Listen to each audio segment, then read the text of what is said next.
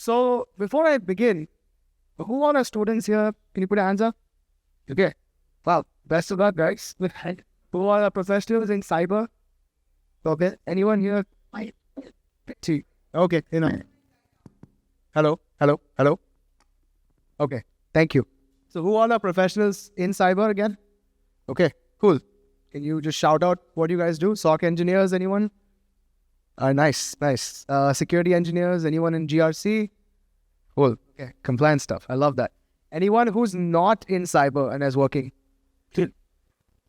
Okay, cool. You're the only one. So I'm going to pick on you. What do you do? Data. Okay, cool. This will actually interest you as well. I hope. There's a lot of data involved. So hopefully I don't bore you too much. All right. So before I begin, who has heard of the concept of detection and response? Show of hands. Anyone? You want to be brave enough to tell me what is detection response? So detecting attacks and then responding. Yes, I mean, that's as simple as it gets. That's exactly what we need to do, right? Detection response is one of the most important things, in my opinion, whenever, not even in security, in APM, in any sort of metrics, you need to know what's happening, right? You have a company, you have a product, let's say you have a school even, right? Like you need to know what is happening under the hood. And for that, you have to set up cameras, right? Cameras are a way of essentially facilitating detection.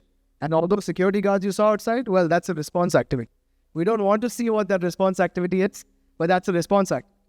So detection response, in my opinion, is one of the most important things in cybersecurity and outside cybersecurity, because as we've all heard the keynote speakers talk about, it's getting really scary out there, right? With AI, I don't even need to know cybersecurity to hack into someone. I just have to ask ChatGPT clever questions. Let's be honest, ChatGPT has also become nicer about these things. They don't give out trade secrets unless you really prompt engineer properly. But I don't need to know security to actually be a hacker. That makes my life as a security engineer hell. So, who am I, right? My name is Geet Pradhan, as I said. I'm a security engineer at Lime. Lime is a really interesting company. We have physical and digital products. We are into e-bikes and e-scooters. You can look us up later. I've been in the industry for over 5 years, and I've been, in and out of the space before that also through my master's programs. I have a lot of experience in SecOps, ProdSec, security engineering, and prior to that, I was an expert DFIR. So I used to be one of the people who was called in for incidents like ransomware, data breaches, and we would be essentially the team who helps the companies to recover from. So I do know the importance of the response side and how well the detection systems need to be. Cool. So again, what is detection response? As I said, it's one of the most important things. In security, as all of you know, or the folks who are getting into security, you should know, everyone hates us. We are the most hated team in every company. And if you're not, then I am very, very proud of you, because you've done, or your peers before you have done a lot to make that happen. Everyone hates the co-op mentality is real. And the reason for that is you have to always say no, right? That's what we've been taught. No, you cannot do this. You cannot become an admin. You cannot push this change. But let's think about that. I want to talk about the culture, but we'll get to that later. Let's talk about the fun stuff. All right. Detection response is easy. Said no one ever, right? I'm going to change that. I'm going to tell you that it's easy. Now, there's always a disparity in security. All of you might know there's probably 3 security engineers for a company of 300, right? There might be, 1 or 2 companies will actually invest a lot in their detection engineering or even their security, right? But there's always a big disparity between the engineers and the security team. There's also a lot of friction. As I said, just last week, I had to have a very angry call with someone in my company who, was downloading the wrong things at the wrong time. And I was like, no, please don't do that. But, sometimes people have a lot of authority, and as security engineers, it's our job to say no. Now, when it comes to detection, I think of detection as a Goldilocks problem. Like, you cannot go all in at once. So I can't say, I'm going to set a detection for every single application I have. I've done that. I've learned from that. I didn't sleep for 3 nights. Now, these eye bags are also because of security, but I don't want to scare you just now. See, what I did was I set on alerts for every single application we have, and we had a lot of complex applications. I got over 300 alerts every hour. Then I realized, you know what, guys, I'm okay. On the flip side, you cannot go too slow. There's a concept in the industry known as security by obscurity. Now, if there's a fire next to me, I'm looking this way. I'm like, oh, everything is fine, right? But there's a fire happening next to me. I don't want to think about that because I don't know and I can't see that there's a fire happening next to me. And obviously, that's the last point. You can't just throw money at every problem unless you're an Apple or Facebook or, a Meta. I was going to say Twitter, but I just did not say that. You can't throw money at every problem. You cannot buy all the tools because you need someone to operate them, right? I'll get a new SIM or a new SOAR, but I need to spend time and effort and energy to learn how to operate them. So as I said, it's not easy. Let's debunk that. All right, let's get to work. So I want to establish some guidelines and assumptions, but it's different for everyone, right? Every company is different, every environment is different. But some assumptions. Taking detection response from 0 to 1, what does that mean, right? That means essentially building from the ground up. Most of the time, security is an afterthought. We're never the first hire in the company, let alone the second hire. We're probably the 10th, 15th, 30th, 50th hire. So my assumption is like, look, we already have a pretty functional tech stack. Everything is already built out. We just have to go in and try to make do with what we can, right?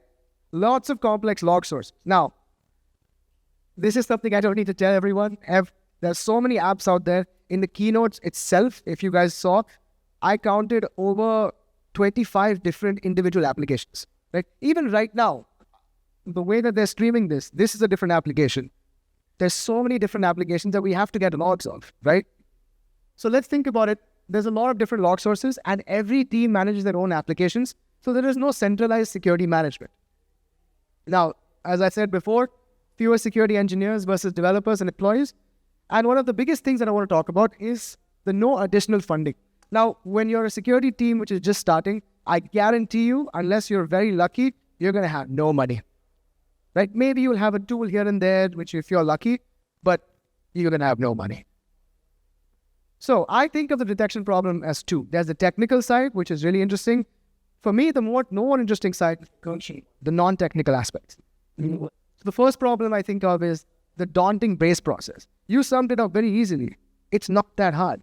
You have to detect, you have to respond. Detect, respond. That's it. Is that actually true? You think so? No? It's really not that hard. The harder problem is the second one. There's too many alerts and there's too little time. If I'm getting over 100 alerts every hour, what am I supposed to do? I can't even look this way to eat my food, right? Now that we're all returning to office, you guys know what we're talking about. You have to be in front of your desk at all times. Let's face it, in a remote environment, we're never in front of our laptops. Now, employers, if you're here, I hate to tell you, your employee is never in front of their laptops at all times. That's why you have a phone. So let's use that phone and let's use it to our advantage. The non-technical problems are pretty interesting. There's always that security culture which you have to build. The positive security culture is never there unless you take the effort to build it.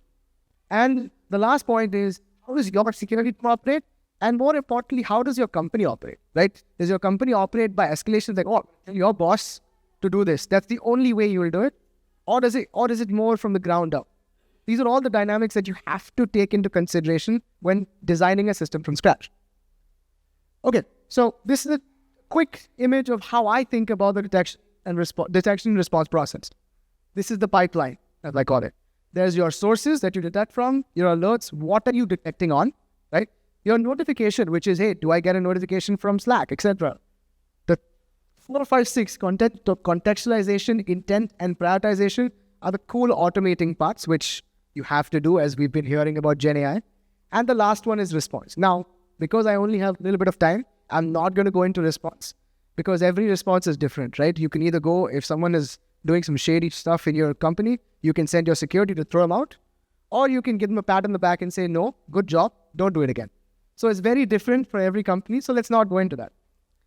Problem number 1, visualize the setup. As this man has very easily said, the base process is 1, 2, 3. Simple as that. You need to know what your log sources are, right?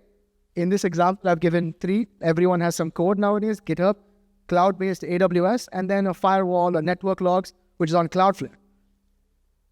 Another important thing is, look, okay, I have my source. I know what my logs are. Now, what the hell am I going to alert on, right? I'm going to alert on suspicious activity.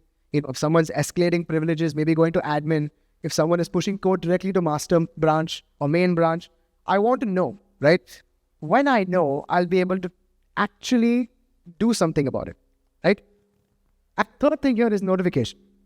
Now, this is when I said like, hey, do I have to be in front of my screen at all time?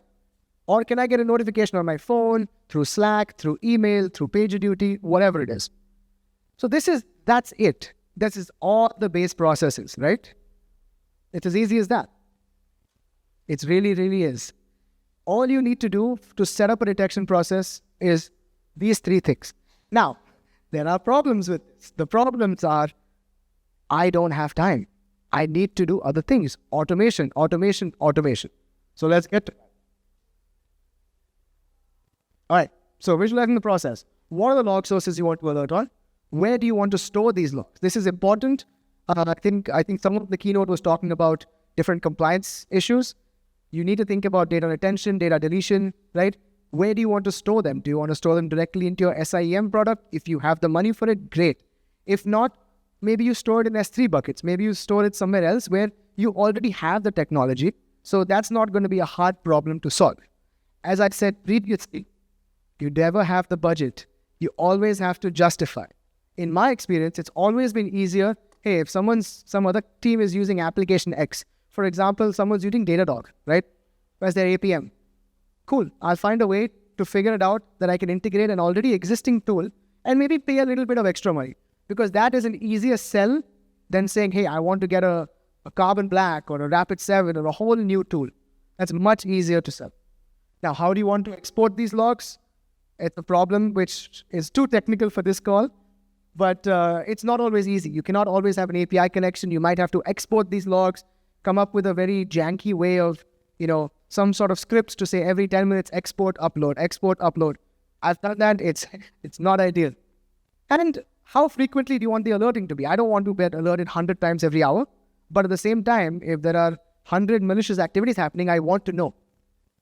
So how do I solve that problem? I solve that problem through automation, right?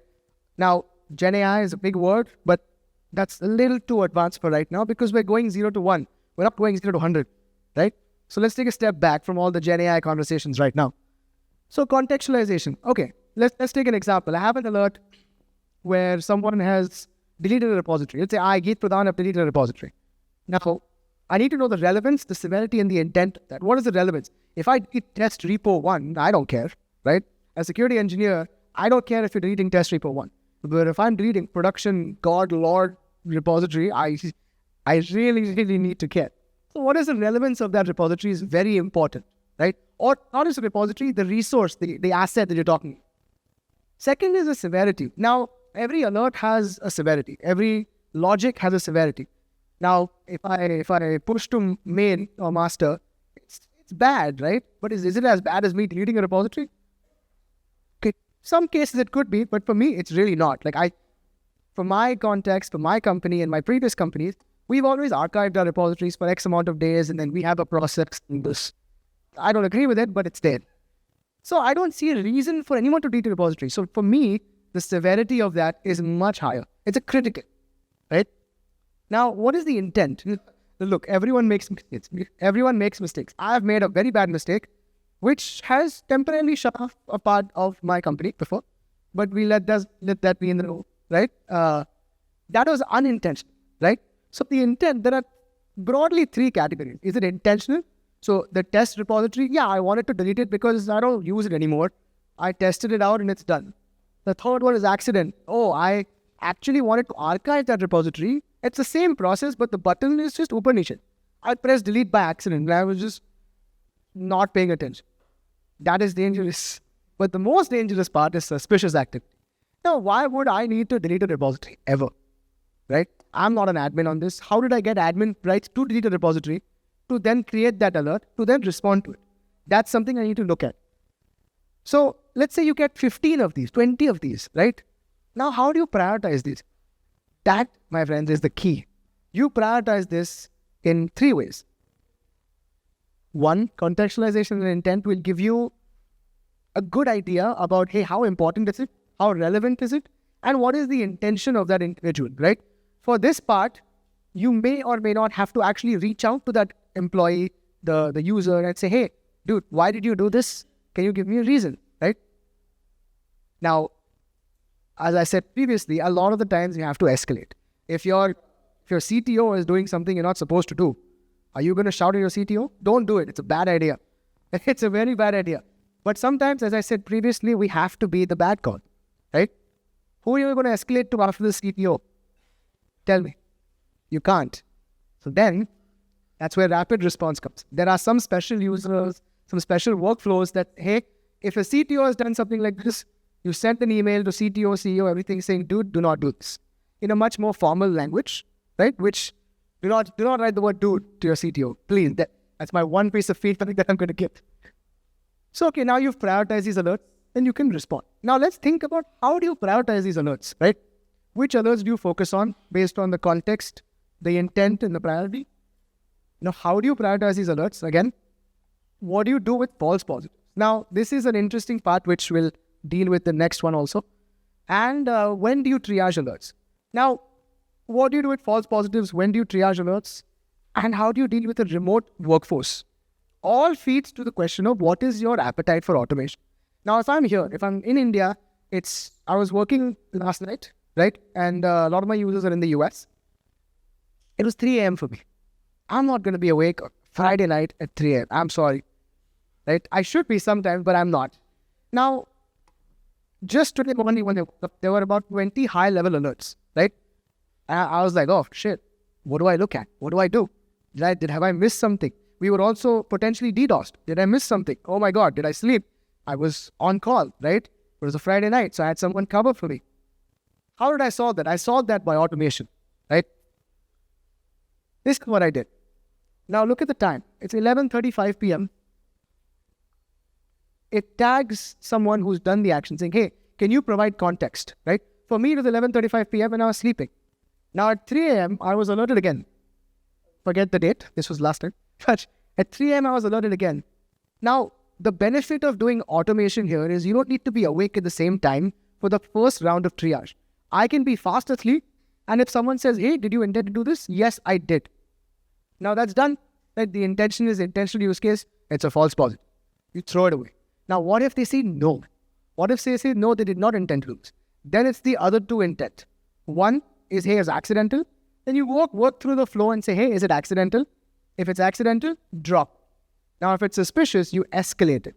Now, how do you escalate it? You have to escalate the severity. Now, for that, this is a sample that I use, right? Now, information, low, medium, high, critical. We all know this.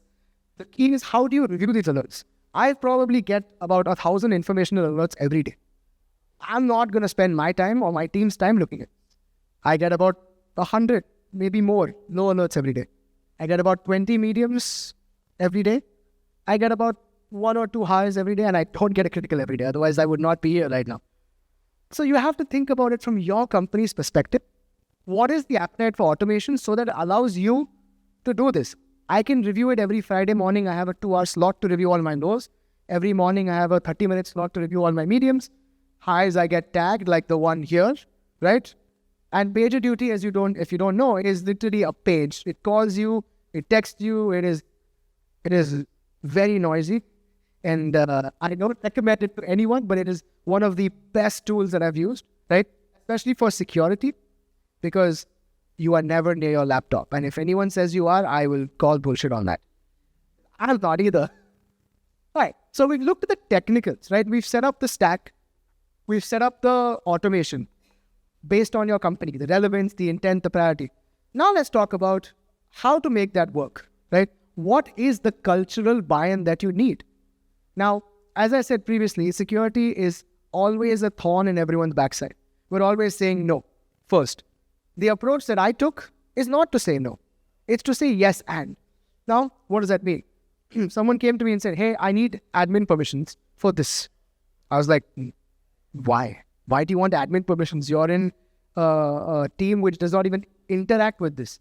They were like, oh no, we have to review something for some compliance and that's it. I was like, all right, cool, if you say so. So I didn't say no. What did I say? I said yes and. Yes, you can get it and you'll only have it for 1 hour. Or yes, you can get it and you'll only have it if I screen share with you, right? What does that mean? That you are not empowering your company, your employees to be angry at you.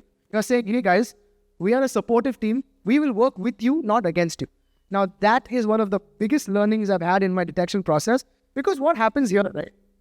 If someone has done some activity, they don't know it's wrong, they don't know it's right, they don't want to be yelled at. Now, this is in a public forum, in a public Slack channel. They're going to get called out by me or my team, right? So they need to be comfortable with us. We need to be comfortable with them. And we need to have a positive security culture. Once you have a positive security culture, you win 90% of the battle. You want the team to build something for you? Okay, I'm your friend. I'll help you out. You want some extra budget? If your team does not get it, you ask Team X. You're like, hey, you have X amount of dollars more. I need a tool. I'm not able to afford in this year's budget. Can I borrow X money from your budget to get a tool? Right? So a positive security culture is more than half the battle won in any company. Now, how will the users take the new process adoption? Now, everyone loves change. Yeah? No? I hear no. I can tell you no one loves change when it comes to security. When I joined my company, in my previous company, I'll actually give an example. In my previous company, it was a very big company. As everything was locked down, I couldn't move like this without any alert firing. Now, in my current company, I had to take the detection from 0 to 1. So there was nothing. There was zero. No detection, nothing. It was just to be, oh, you did this. Okay, cool.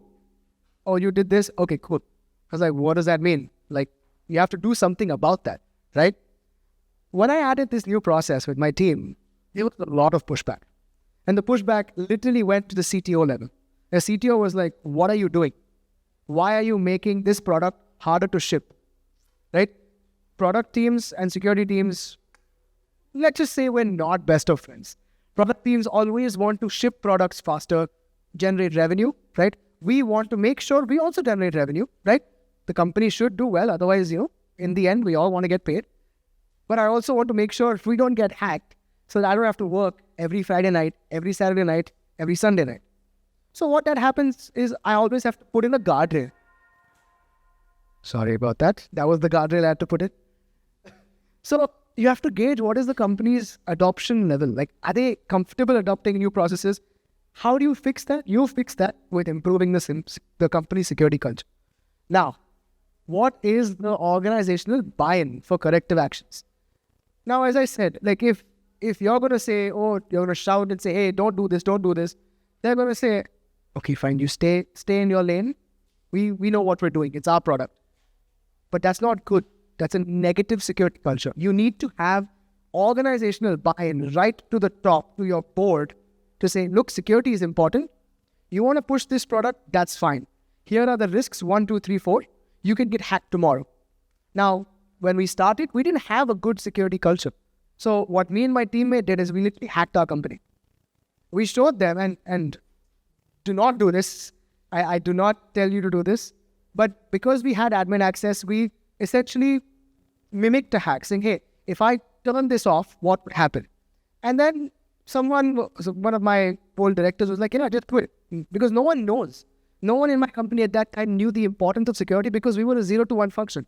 We're the founding security engineers at our company, right? So once I turned off the tap for 20 seconds, everyone's alarm started blasting. They're like, oh, what is this? What is happening?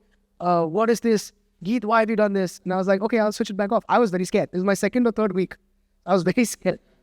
But luckily, we had a CTO who asked the question and did not react. He responded, right? He was like, okay, this is for security. I understand its importance. That day, we got budget for our first tool, which is our SIEM product. Until then, we were using open source, which we'll talk about. Now, how do you activate escalation process? Now, if someone's not listening to you, you have to get the big boss on them, right? You have to escalate to your boss. Now, if they're your boss's level, look, we all know some company cultures, you have to get top down, right? Keep escalating. We have a few people who have not done trainings. It's a basic training. Like, it's 20 minutes, you take next. They've not done it.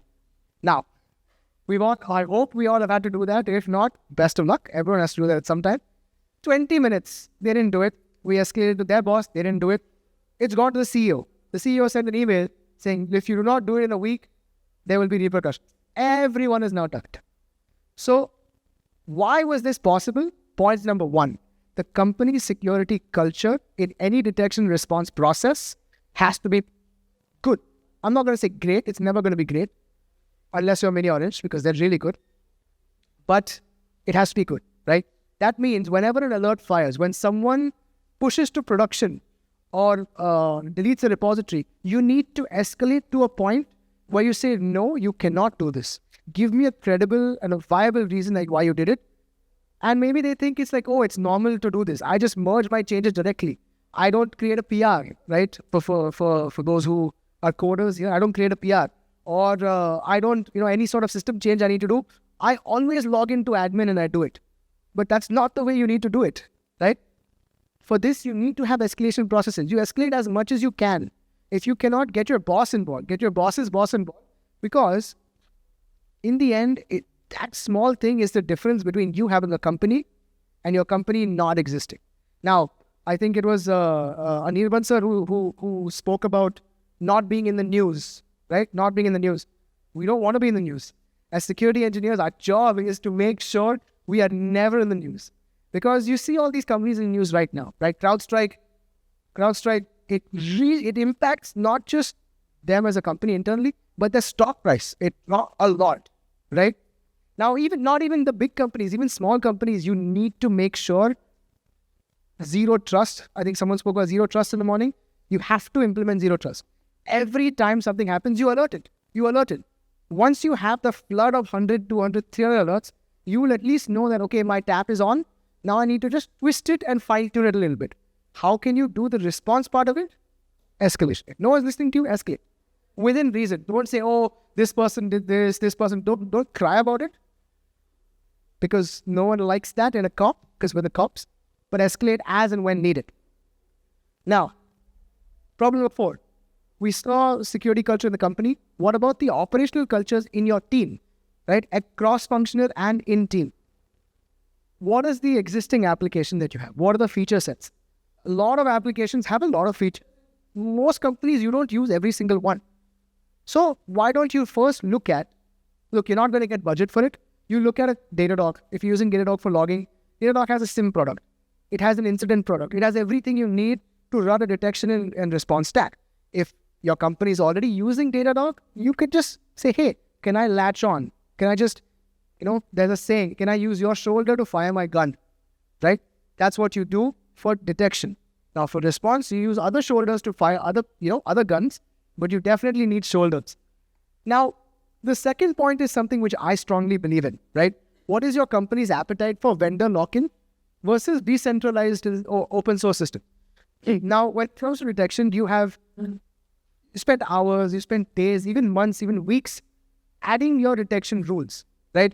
Hey, maybe I'm alerting on admin escalation. Maybe I'm alerting on like a physical camera, like, hey, you're not supposed to enter a building after 10:30 p.m.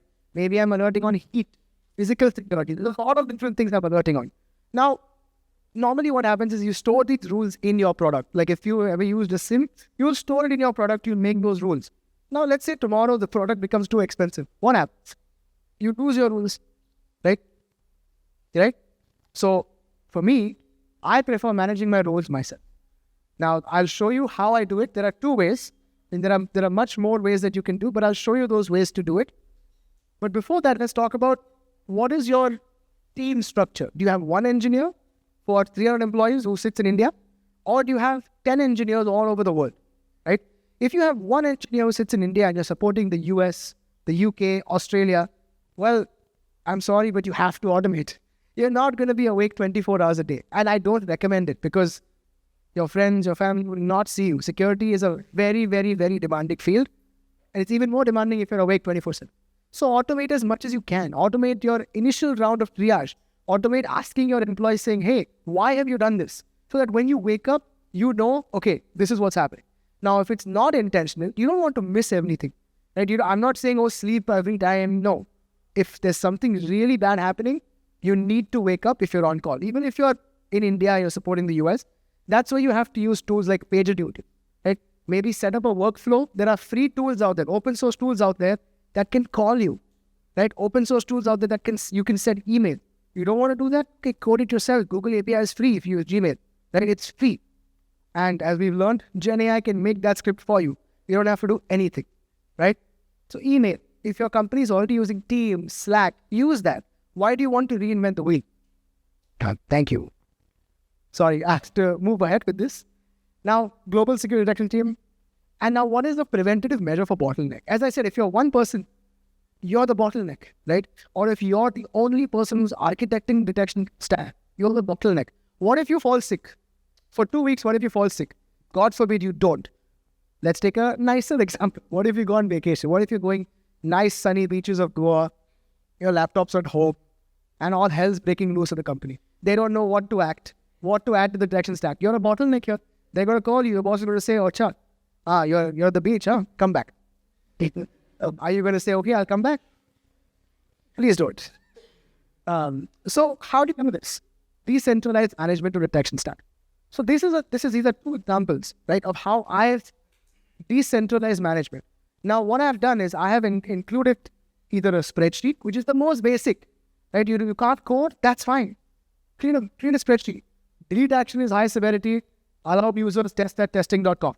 Whenever a delete action happens, I get a high severity. So I get a Slack result. Now, if I want to add to this or I want to remove from this, I just have to update this spreadsheet. So I don't have to do anything. Whoever else is on my team, they can do it. And it's as easy as that. So now I am not the bottleneck. So if I'm in Anjuna Beach, sleeping on the beach, right, like here, my boss knows how to do this. The rest of my team said, oh, this is too loud. We are actually deleting a lot of things right now on purpose. We're going to change this to medium temporarily. Okay, that's fine. Do that. Now, if you're really clever, there's a concept in detection known as Sigma rules. Anyone has heard of Sigma rules before? Yeah, you have? Do you like them? Okay, great. I love them. Sigma rules are open source rules. There's a huge library of detection rules out there for GitHub, Okta, AWS, Azure, GCP, everything. And it's an open source community. So people keep adding to that. There's a specific YAML format. And now what I've done is I've included in my workflow, this is my rule, right? Any change to this rule has to go through a GitHub change management process. If I want to add rules, add code. If I want to delete code. This is just an advanced version of this. This is when I was very lazy and I really did not have the time to set up this process, right? Now, the reason I've set it up is because we have a good security culture. People know what they're looking for and they know how to operate these tools and we're mature. So we've gone from 0 to 1. But as I said to him, you don't need to do all this. You don't need to get creative, right? Sorry, you don't need to get advanced. You need to get creative. This same thing can be done here. You just create a lot of rows, so a lot of columns. Same thing, right? You just have to read from the spreadsheet and that's it. So spreadsheets are free, right? We all hate spreadsheets, but they're free. So if you don't have money, forget that. If you don't know how to code, GitHub is also included in most of, or you use GitLab or SBC or whatever. This is free. Why I wanted to show you this is because there's a lot of things that you can do moving ahead. You can have Gen AI, as people have been talking about the whole time. You can have new vectors, this, that. But this is easy. It's free. And as I said previously, over here, this is all you need for detection response. Just 3 things. So the dragon that we're trying to train is actually not a dragon, it's a cat. Right? Now, the cat, as we know, can become a lion, right? Depending on what family it is. So for that lion, you have to train it. We've seen all those videos on Instagram where the lion comes and hugs that man, the dean, whatever his name is. It's not that bad, right? You have to set your alerts, know what you're doing, where you're taking the logs from, set your alerts, notify, and prioritize. All you have to do is, hey, why do I need this? Is this important? Is this something which will need me to wake up? If it is, then yeah, you need to wake up. If it's not, it's a tomorrow problem, or it's a problem for 20 minutes later, or it's a problem for today evening. Now, as I said, detection response is not easy, but it does not need to be hard, right? So looking ahead, what now? Right now, I'm in this position. I've set up a detection response stack. What more can I do? Right? The first thing is there's always going to be new systems and new threat vectors, right? We're talking about Gen AI. They scared me in the morning already. They're like, oh, there's going to be this, there's going to be that. I'm like, oh man, this is going to make my life hell. So, but that's always going to happen. Now, Gen AI is bad, but it's also good. Now I'm going to use Gen AI that will triage. Whenever I get an alert, I will just say, all right, Gen AI, look at this. You need to do a bit more. You have to obfuscate a little bit of details. Maybe you have to make your own LLM cube. And that's it. You send it to Gen AI. Gen AI will tell you, oh yeah, dude, it's important. Look at it. Okay, then I'll look at it. I don't want to look at 100 alerts every hour. I'll look at 3, look at 4. Right? I don't even want to look at 4 alerts every. Now, multi-level detection alerting. Now, this is something which, as part of my second talk, what I do is I talk about alerts and events correlation. Right now, we're talking about system A. What happens? You come here, you look at all the priority. Now, what happens if there are actual attackers? They don't just use system A. They use system A, B, C, D, E. They escalate privileges. They have persistence. They move from A to B to C. You need to correlate this. Not individual alerts cannot always tell you the picture. Sometimes you have to, string the clues together. In the end, we're all investigators here. We're all detection response engineers, or we want to be. We have to investigate. We have to string everything together. Now, the last thing, which is something which I am very, very proud of, is cross-training your sister teams. Now, with this, it says GRP, I wrote this, but there are over 200 rules that I have, which I've written myself. I think there are over 50 rules which are written not even by a security engineer. This is code. The format exists. The action here, if you cannot see, exists. My infrastructure team, who does not touch security, they have written over 20 rules.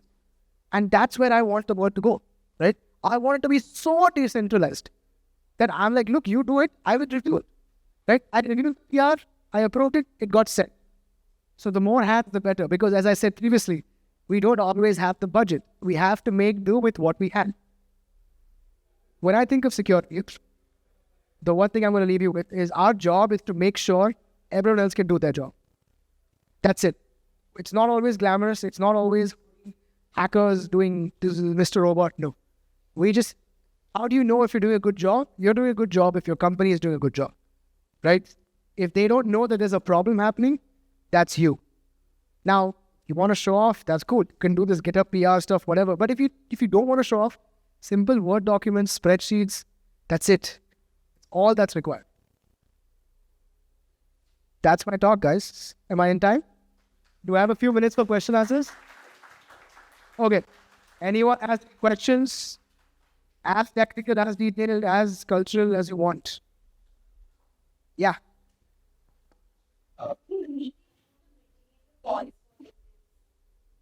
What do I do to mitigate the false positives? Okay, that's a great question, right? So for me, my process, again, as I said, it's very different. I have a feedback mechanism in the Slack thread. Right? If there's a false positive, all I do is say, okay, X, this is not important, this is not important. Now, there are 2 types of false positive, right? The first false positive is, this is a loud alert. This is not security related. I don't really want to know this. I reduce the severity of it directly, right? If it's a medium, it becomes a low. If it's a low, it becomes information. But I do that only after a certain amount of false positives get accumulated. The second type is that it's actually a security alert and it's done accidentally, right? Saying, oh, this is not actually a threat. It's an internal click of a button. Now, from my experience, you don't change any setting with that. You just mark that as, okay, investigated, intentional use. So I have a button in my Slack thread that I've generated saying, so I don't even need to log into my SIM. On the Slack thread, oh, is this intentional? They give, yes, it's intentional. No, it's not intentional. It's accidental. Once it hits accidental, I get a... Hello? I get alerted as an on-call. And I can take that decision. I'm like, okay, this is a false positive. Close this case. So every alert, I deal as the case. Right? If a case is open, that means I have to close it in some way. And that's a metric that I use at the end of the week, at the end of the month for my engineers, saying, hey guys, what is our MTTD, which is mean time to detect, mean time to respond, mean time to mitigate. So that adds to my metric. So that's a metric that I have to report to my boss, right? So that's how I deal with false positives. I mean, there are other ways to deal with it, but that is what's worked so far in my experience. Anyone else? Come on, guys. Yeah, go ahead. Oh man, how much time do you have? So there's no one answer, right? You have to gauge, right? What do you do? You ask. Security analyst. Okay. So you have probably dealt with multiple teams. You have to, say no to a lot of teams, right? The first thing I will tell you is try saying okay. Just try saying okay, right? Two things are going to happen. They're going to say, oh, okay, cool, thank you, right? Or they're going to be like, Arey, why is he saying okay so quickly? Because they used to security always being a roadblock. So the way you change that culture is you work with these teams. Now, there are some teams, some people that you just cannot work with. That's where you have to escalate to your boss. But try to build a rapport at your level, right? And then try to build a rapport at a level above you. Reach out to as many people as you can. Just have a one-on-one with them. Have a coffee with them. Understand their problem. Because, see, for you, it's a problem. For them, it's a solution, right? For them, it's a problem. For you, it's a solution. You have to find a midpoint. Now, this is where the deeper concepts of threat modeling, risk assessments, everything, that I don't want to get into. But the basic thing is make friends. The quicker you make friends in your company, the easier your life is going to be.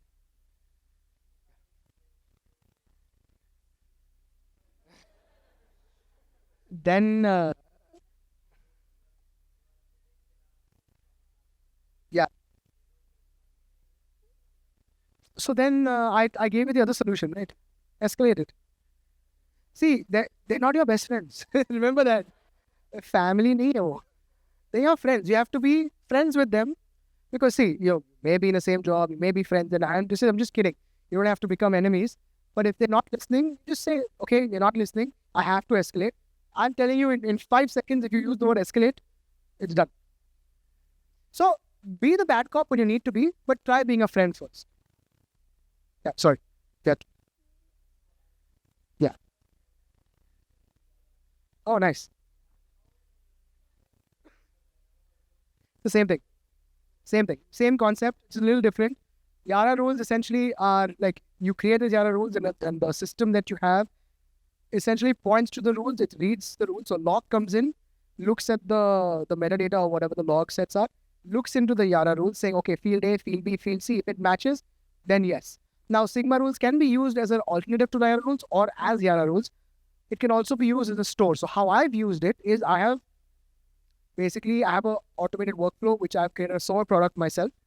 And that SOAR looks into a spreadsheet. That spreadsheet that I showed you is fueled by the PRs. So there's no one can change that spreadsheet manually. Only one account can, and that's operated by GitHub. So I make a change in the Yara rules or the YAML files. Essentially, they're all YAML files, right? The YAML files changes the format to the spreadsheet. The spreadsheet gets updated, and whenever a rule hits, it just looks at the spreadsheet.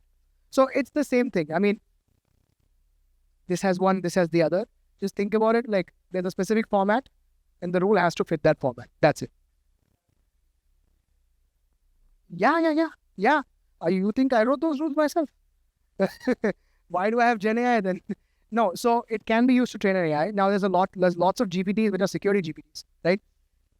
We have started to use our own LLM models in our detection pipeline, but it's not easy.